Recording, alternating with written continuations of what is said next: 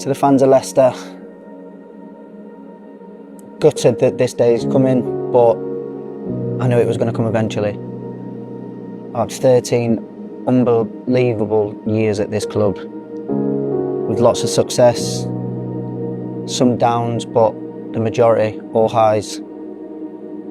But it's finally time to call it a day, which I'm devastated about, but I think the timing is right. I just want to sincerely thank you all for taking me in as one of your own. Leicester will always have a massive place in my heart, and I'll make sure that I will be following for the years to come in what I hope will be even more success for the club. But as for now, this is my goodbye, but you will see me again soon, I promise. Thank you.